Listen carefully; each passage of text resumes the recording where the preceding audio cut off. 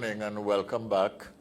Our first guest, as I was indicating before we broke for the advertisements, is Mr. Nirad Tewarie, who is the CEO of the American Chamber of Commerce in Trinidad and Tobago. And we now join him on the line to have a discussion with him. Recently, he had a tech conference. It's called Tech Hub Island Summit that took place from July 5th to the 7th. It is not the first of its kind that AMCHAM and Nirad Tewarie have had. And we want to start with Nirad by saying, first of all, good morning. And hi, good morning, Doc, and good morning to all your viewers, everyone in studio. Yes, well, thank you for coming on. I hope I didn't get you up too early. Now, I know this is not the first summit, but could you tell viewers what this tech summit, this Tech Hub Island Summit, what it is about? Sure. Good morning and thanks for the opportunity. The Tech Hub Island Summit is an initiative of AMCHAM, Trinidad and Tobago, as part of our goal to build a tech ecosystem. As the tech chamber in Trinidad and Tobago, what we're trying to do is bring businesses together, businesses small and large, so that they can meet each other, they can exchange ideas, understand what the market needs and what the market can provide. Then we're trying to push the digital transformation agenda across the country, meaning in the private sector and in the public sector as well. Okay, we'll get to the digitalization emphasis in a minute, but I just wanted to ask you, this tech summit that you had, this involved local business or local and international business? It involved both. So we had presenters from IBM, from Facebook. We had the VP of Civil Rights from Facebook, presenters from Google, and of course we had local businesses. We had the CEO of PBS Technologies, the CEO of Guardian Holdings, Executive Director of Republic Bank, Derwin Howell. So what we are showing and what we are trying to do is to demonstrate that we can have a global tech industry in Trinidad and Tobago as a pillar of diversification, so that tech is both an enabler and an industry in and of itself. Okay, and you had some international guests. I mean, you had from significant countries. I think you had some technically very sophisticated companies in the global system participating. Can you tell us something about that? Yeah, so we had PwC's head of people and transformation talking about the workforce of the future. We had, as I said, the vice president of civil rights at Facebook. We had IBM's head of talent management from Canada. But the whole concept of the conference is that we bring together the best from the world and from Trinidad and Tobago, because I think sometimes we underestimate the capacity of Trinbagonians. And the fact that we have significant skills here. We had Professor Patrick Hussein, for example, participating in the final panel. We had the CEO of WePay, Alwyn Wayne. So we had people who are making an impact in spite of in the local industry, and we had people from around the world who are talking about the trends, what's coming next, and how possibly Trinidad and Tobago could fit in. I have a quote from you from one of your speeches in which you said, 3 years ago we brought some of the leading experts in the world of technology in one room, and of course you did some of that today, not in one room but through video technology. And then you close part of that statement by saying, and one day soon, we will be able to say that this, that's to say, the Tech Hub Island Summit happened. This is TT, a global technology hub.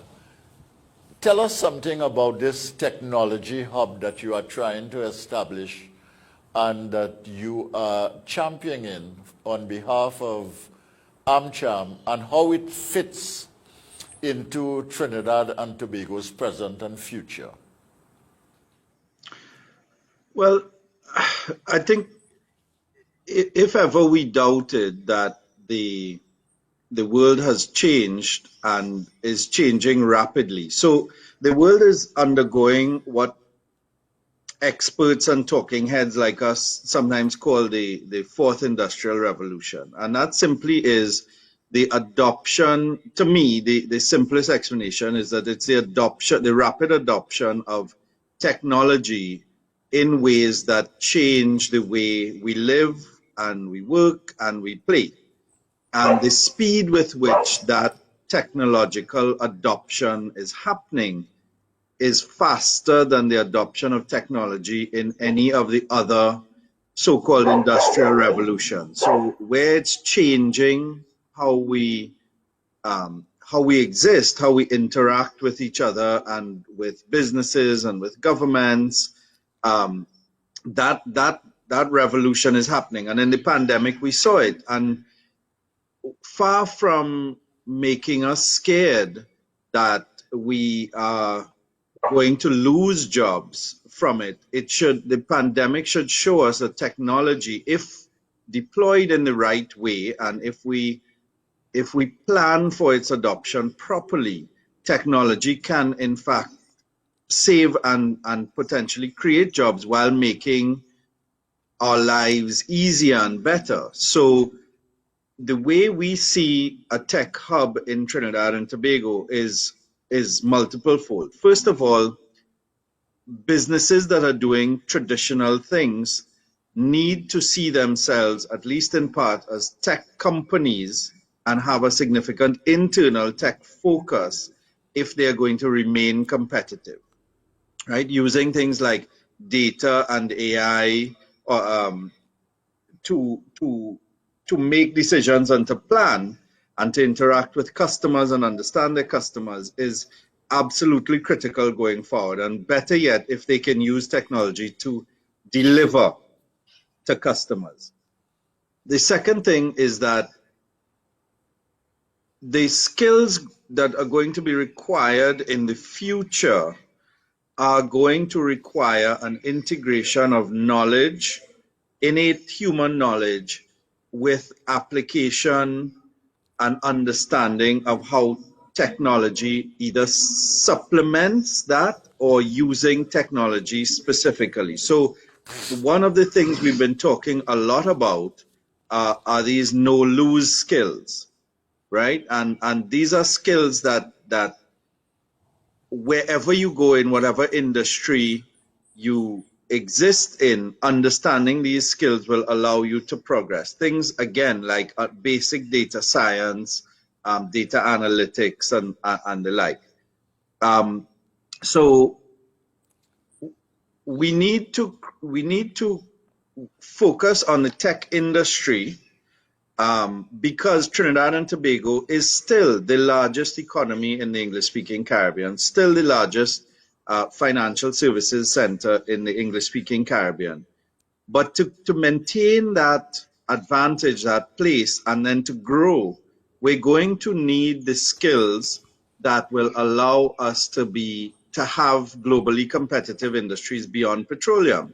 And as we do that and we think of what are the sectors that we could get into fairly quickly, fairly rapidly, and that will also serve as support for other sectors, the technology industry or the tech industry is one of those things. And so that's why we've been focusing on the tech industry and building a tech hub in Trinidad and Tobago, so that Trinidad and Tobago becomes a node or a center of tech excellence that is globally connected from right here in Trinidad and Tobago. Okay, so you see the possibility there of a niche, but in order for that to happen, you need some element of government intervention and transformation in the economy, and you need businesses themselves to take the responsibility of transformation of their own businesses. Now, what is required for Trinidad and Tobago in terms of digitalization? What does government need to do? What does the private sector need to do?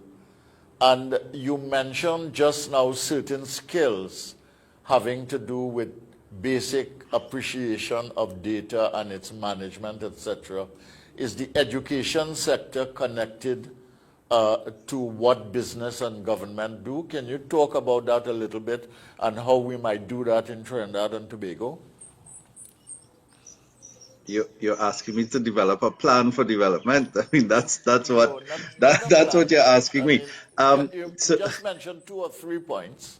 so I think, I mean, first of all, I think that yesterday's announcement by the government of the splitting of the public admin and digital transformation ministries into standalone ministries, the way I interpret that is that the Prime Minister, the Cabinet, is placing even more emphasis on digital transformation and acknowledging that the sustainable development of the country and economic growth is going to be facilitated by a radically transformed government and a government service. And there is work going on in a significant way in the manpower planning. So the Minister of Public Administration and the Chief Personnel Officer are in the middle of a manpower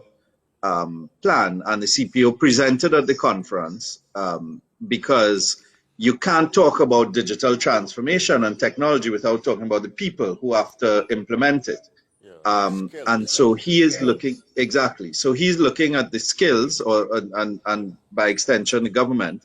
And I understand that a plan should go to the cabinet soon, as in it's already developed and in the consultation phase with the unions and so on, regarding manpower planning and strategy going forward. And so these are very positive things. Of course, the proof of the eating is the proof of the pudding is in the eating and the implementation once the work has been done. But I think that the people who are driving these things understand what needs to be done and are working to do it, as opposed to still trying to figure out what needs to be done.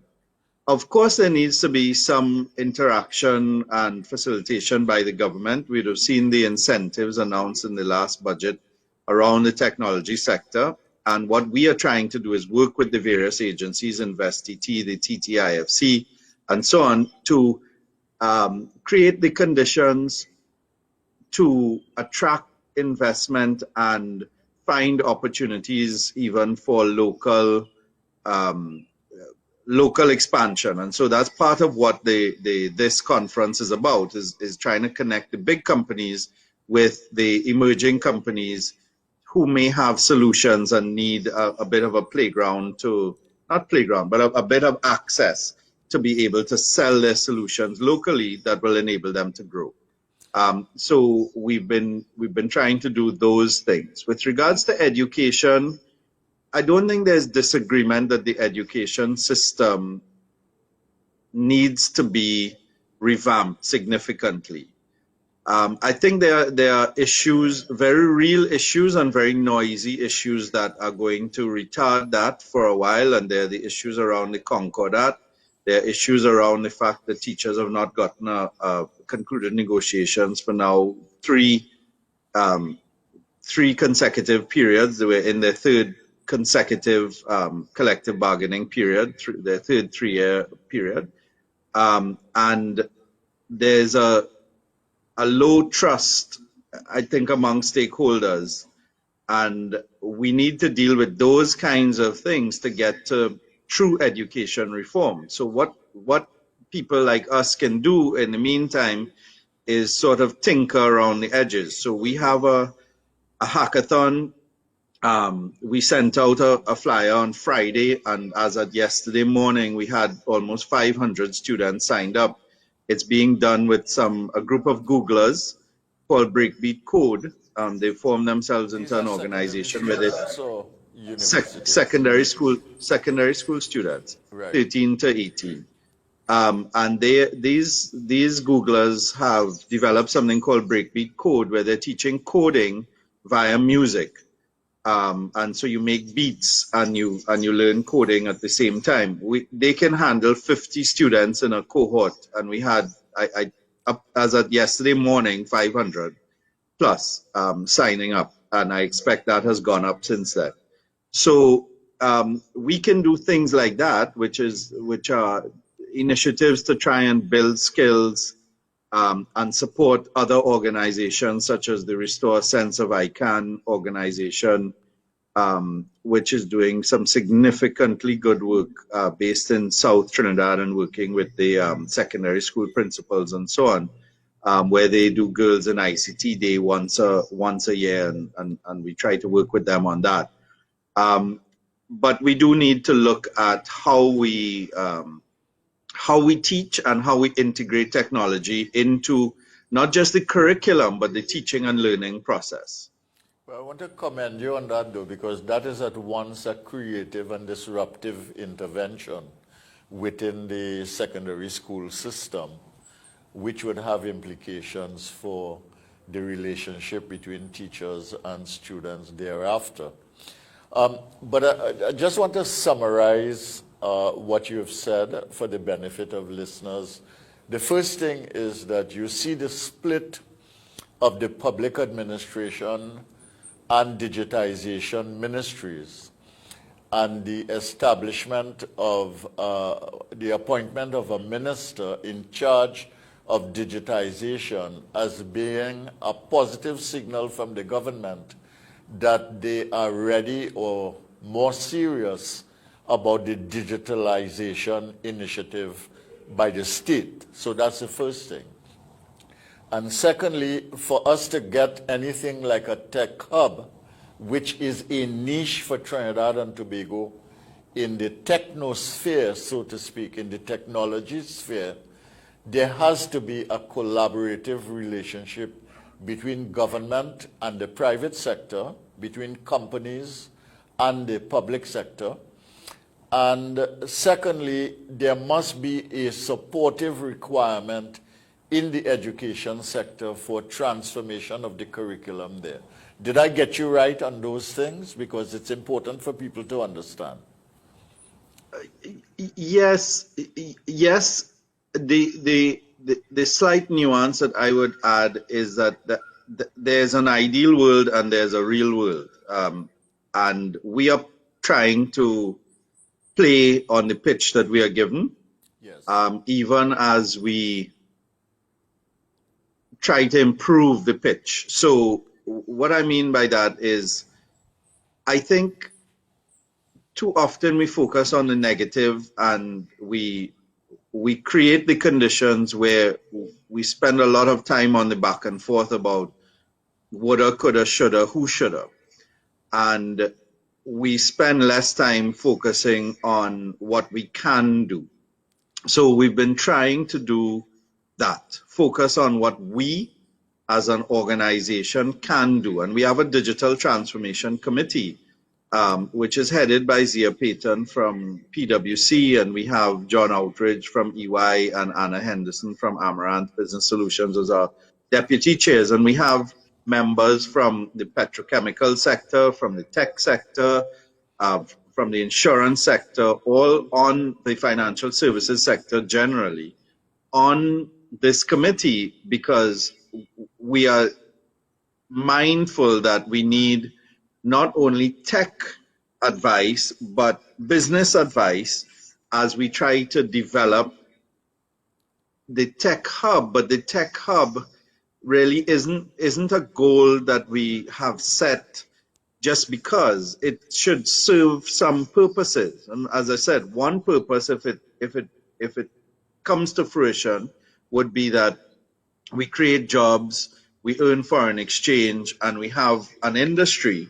And on that journey, what we should be doing in creating that tech hub is working with the government to help their digital transformation agenda, sometimes pushing them by making suggestions or being very direct in what we require as a society and as a business community to move things along, and being supportive quietly at other times, and then working with businesses to help them transform as well. And then alongside all of that is doing what we can to build the skills, ideally from primary school level all the way up to people in the workforce who need new skills or to refresh their skills. Okay, now when I think of these initiatives, you have this tech conference, and this is not the first one, this is about the third one that you've had. You mentioned the hackathon, in which basically you have a creative and disruptive intervention with 500, maybe more today, of secondary school students. I know that you are involved in this particular initiative in which you are promoting jab in order to deal with vaccine hesitancy and to get the country to be more receptive to vaccination so that we can have get to the point of herd immunity. You have been involved in some of these initiatives really, you might say, almost like a boat against the current. When you feel like you want to do something or you feel that the country needs something, you take the initiative and do it. I want to ask you two questions. Can you mention some of those things that you are doing or have done?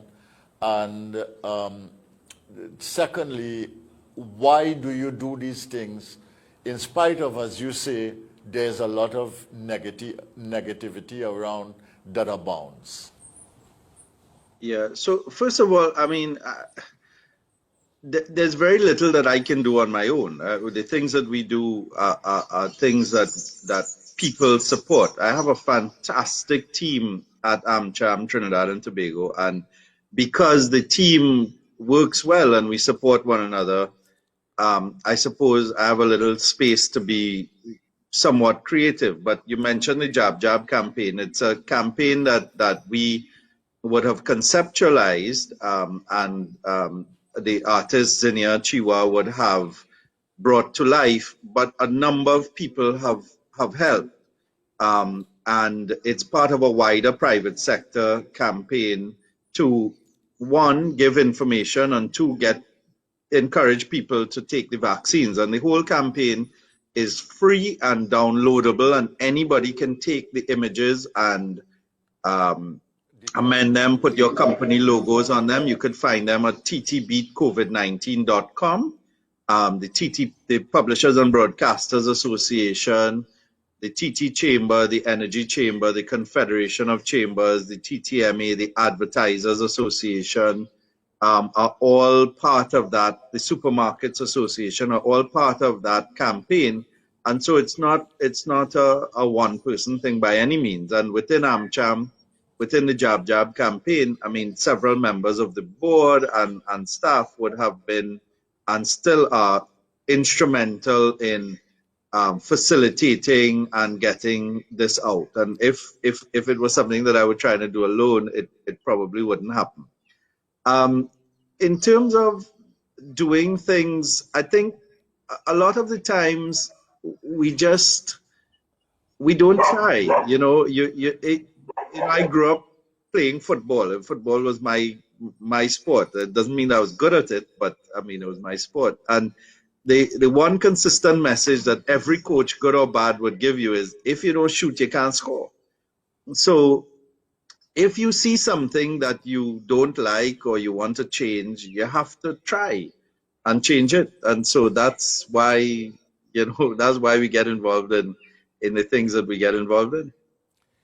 All right. Well, I mean, I enjoy the perspective and the optimism, and more than that, the creativity and the initiatives that are involved. But I want to emphasize the things that you mentioned. One, teamwork is essential. Nothing is really a one-man or a one-person show if you want to be successful. And the second thing that you mentioned is collaboration. It takes collaboration to build a community in order to get anything done with impact. And thirdly is that more than anything else, no matter how difficult conditions might be, it is the human will and the assertion of that capacity to do and to make things happen which become important. And those are very important things. Those are very important skills of leadership. And I think it will serve you well as you go forward. I want to shift a little bit now, and in your this conference, that's to say the Tech Hub Islands Summit Conference this year, you focused on what is called design thinking. What is design thinking? Help an ordinary person who is looking at this program to understand how that is different from conventional thinking, and what is its particular value to a place like Trinidad and Tobago now. Why is it important? Can you explain that? So I think so. Design thinking is a fancy phrase for what should have been conventional thinking. Meaning, what is required is to diagnose a problem properly. And when you diagnose a problem, one has to, or a society, a business, an individual, has to employ a number of things concurrently to solve the problem. If you are ill with a flu, you don't just take medicine, you take fluids, you eat fruits, you get some rest, and you take your medicine at minimum, right? You don't just take medicine, because taking medicine alone, or sleeping alone, or taking fluids alone, either will not solve the problem or will prolong the illness. So design thinking is just an acceptance that you need to bring several things together concurrently, because too often we talk about things as in either or, when in reality what we need are and, not either or. So you need to bring things together. You need to do things at the same time to get to the solution you want. So if we were to fix the education system, or it can't just be that we focus on curriculum development. It won't work. We have to focus on the relationship with the teachers, solving the industrial relations problems, engaging the students, engaging businesses to get the right type of curriculum overall for the growth of the country, and then work even within the education ministry to ensure that the people who are in curriculum design and then have to implement it, the school supervisors and the like, are all part of the process. So you're not telling people this is what they have to do, because it won't work that way. And in fact, you don't pretend that you're starting from zero, because again, using that particular example, if you look at the teaching guides that the Ministry of Education has publicly available on their website, they're very, very good. So it's a question of implementation and pedagogy and methodology. Okay, that's very good, because, I mean, you started with diagnosing the problem, and that is critical. If you get the problem, if you get the assessment of the problem wrong, then you are unlikely to bring the factors that are necessary to the solution of the problem right. You are unlikely to do that right. So I think that is the first step. And secondly, the idea that you need to bring different forces together concurrently in order to get the solution to any problem that you identify. Now, Nirad, we're coming to the end of this interview with you because we have to break for the news at 7. So I'm going to give you an opportunity to talk about AMCHAM a little bit. AMCHAM is made up of U.S. businesses in Trinidad and Tobago, and Trinidad and Tobago businesses which trade with the U.S. and with U.S. companies. Many of them are involved in either importation or exports to the U.S. What are the opportunities that Trinidad and Tobago and what you might call Trinidad and Tobago companies are not seizing? And how can we expand the pool of companies that are exporting to the U.S. market? Can you address that a little bit as we close? And you have about maybe 4 minutes to talk about this so you can develop it a little bit. Yeah. Honestly, that's a difficult question. If I knew the very specific answers, I think I'd be more successful in my job. But AMCHAM, as you said, is not. There's a misconception that we only represent U.S. company interests. That's not true. We represent the desire to increase trade and investment, primarily with the U.S., but certainly in the Americas, right?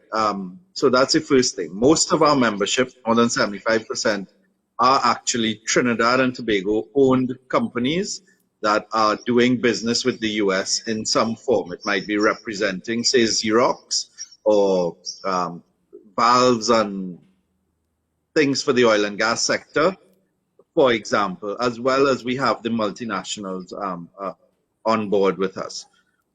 What I think we need to do, as I said, so the digital transformation of businesses will make selling anywhere and increase competitiveness much more likely. So we need to focus on some digital transformation. And then I think one of the... Can I just stop you here? If businesses here want to export, they need to be online and they need to be part of the digitalization revolution. Is that correct? Whatever else they do, they must do this as basic. Yes, with a little caveat. The online presence is not necessarily to sell. So, for example, you have companies in Trinidad and Tobago that are already selling to the United States, but they're selling wholesale. So they're not taking orders like we'd order something on Amazon, right?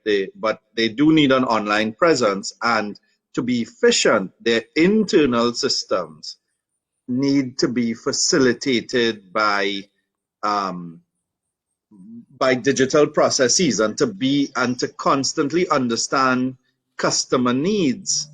You must have data and the ability. You need to be collecting data and the ability to analyze that data. That's going to give every company a competitive edge and is like a bachelor's degree if you're looking for professional work. It's a minimum standard that you would have had to have 5 years ago. That's changing too. So that's a whole other conversation.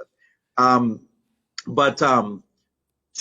the digitalization or the digital transformation I'm talking about isn't only around online stores. And in fact, if you focus only on online stores and there's no backward integration into service delivery, inventory management, and the like, you're actually going to do yourself a disservice because your customer satisfaction is likely to be low because people will come and place orders that you can't fill or you can't service properly. So, you need the whole systems and you need people trained to use the systems effectively. Otherwise, it's not going to work.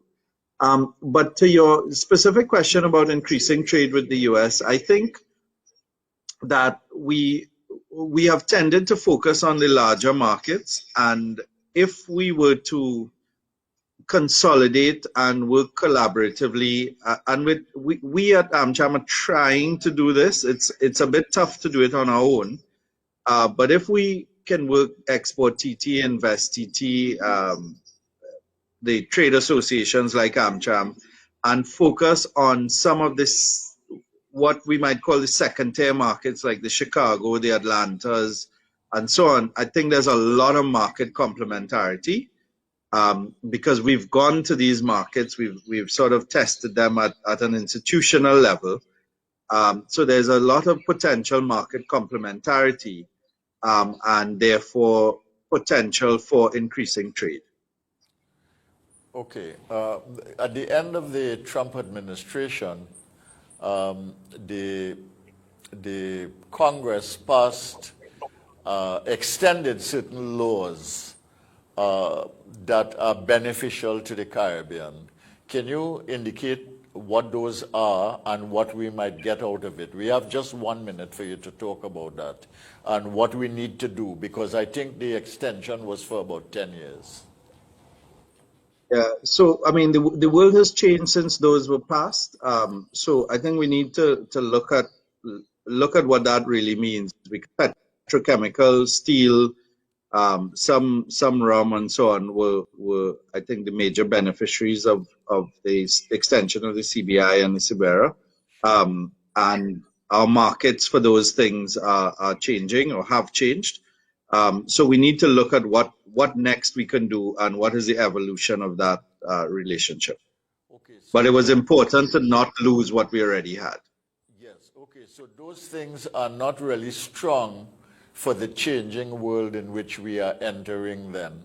And we've got to really sort of clear new pathways to different and differentiated markets in the United States if we want to benefit. Yeah, I think so. And I mean, I think just to pivot somewhat, I think that, we really need to improve our national data collection and data availability that would allow us to see these things, track these things, and plan better going forward. I mean, so our trade data is okay, but we need the underlying data. And so we really would like to see the National Statistical Institute up and running, functioning effectively with open data sets across government entities. All right. Thank you very much, Nirad, for engaging me this morning and for having a discussion not only on technology and its implications for business and government and education, but also on the possibilities of establishing a hub in Trinidad and Tobago, a tech hub, which would be a niche industry, and more than that, looking at the possibilities in this hemisphere and in particular the United States. I want to thank you very much for coming on this morning.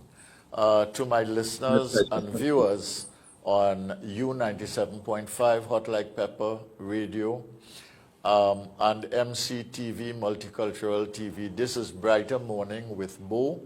Stay tuned. We are going to have the news now, and I ask you to stay on and continue with me for another hour or so after the news is over. I hand over now to Andrew Chan, who will read the news.